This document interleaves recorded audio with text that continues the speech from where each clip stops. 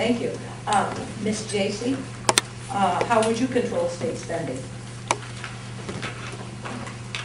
Well, I'd like to start by telling you what we've already done to control state spending during the 2 years that I've served in the Assembly. For the first time in our state's history, we have cut state spending for 2 consecutive years. In total, in the last 2 years, we've reduced the state budget by $6 billion, $4 billion this year.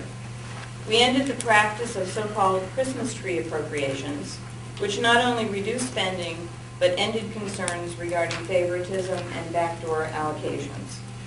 We enacted a rigorous wage and hiring freeze that actually has resulted in 8,200 fewer state employees on the payroll than we had when I took office. And by the way, state employees pay taxes.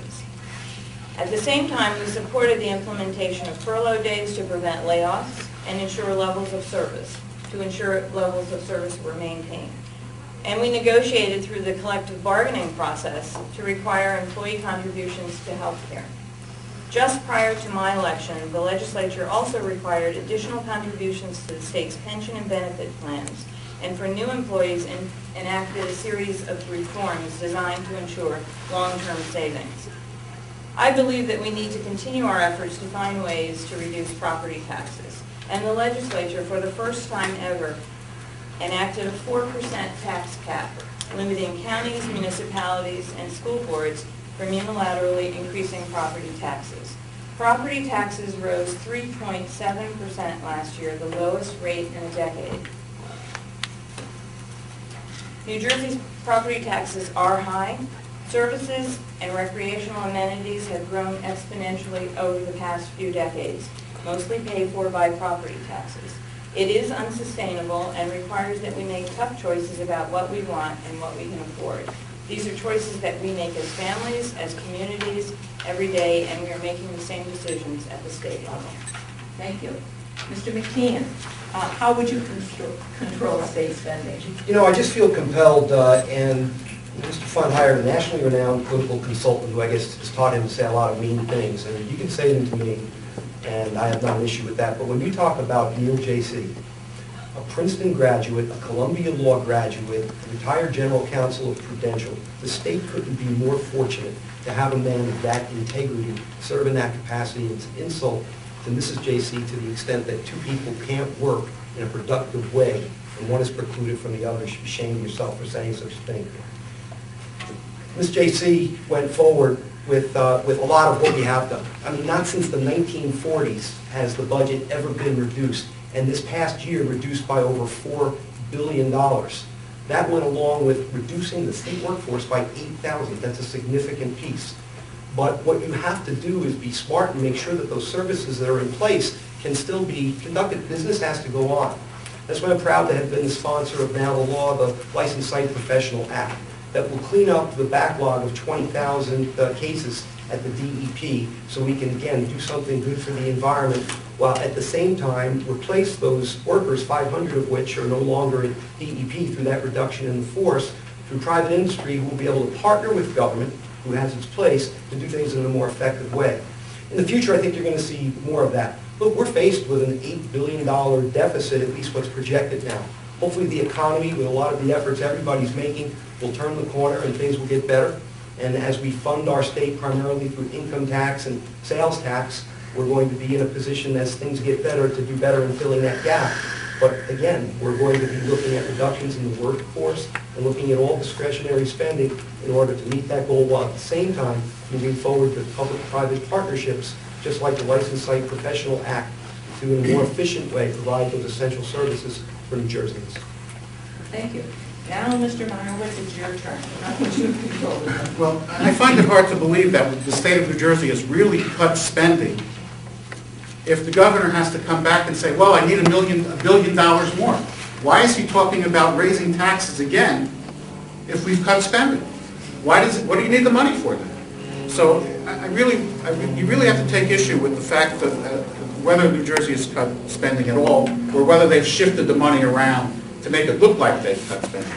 But the way I would approach problems is pretty simpler. I would look at the problem as if we were a two-income family, a husband and wife, and one of them lost their job. What do you do now? What's the family do? Well, I would think the family does, the first thing they would do is prioritize their spending. And I don't believe that the state of New Jersey prioritizes spending. I think they spend on whatever it is the legislature wants, and somebody has a great idea, a pet project, so they all get together and say, okay, let's spend, let's buy.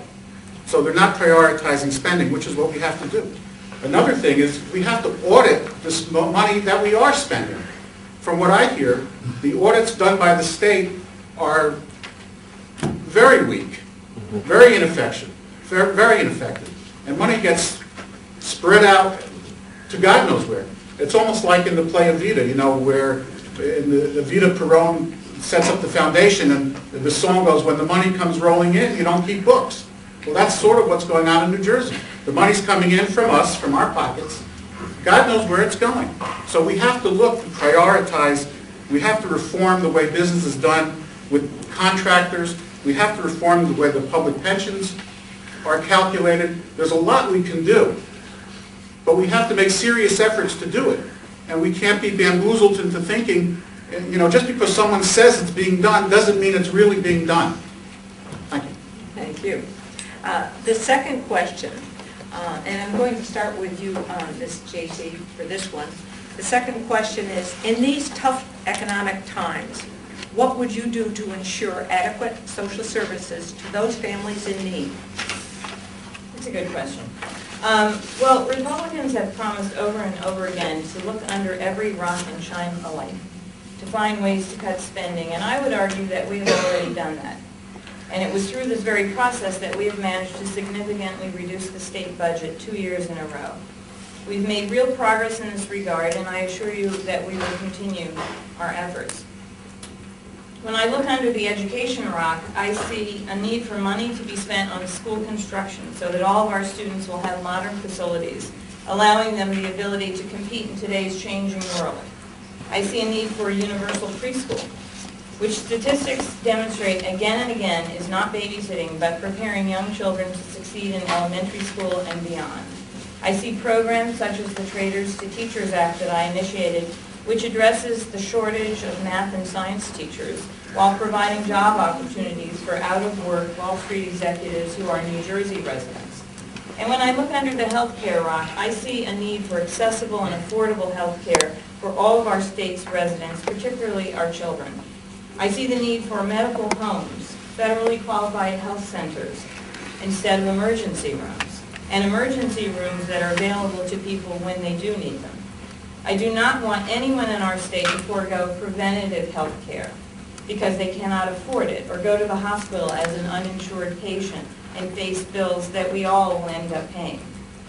I need to know that our residents have access to physical and mental health care that's not dependent on salary or zip code. And when I look under the housing rock, I see a need for every citizen to have safe and affordable housing, a place to call home.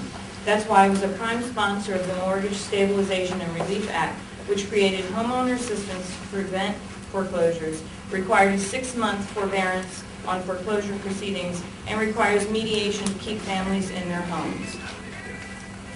I believe we have a moral responsibility to protect our most vulnerable citizens, and I pledge to examine programs and where cuts are warranted to do so with surgical precision based upon a full understanding of consequences. Thank you.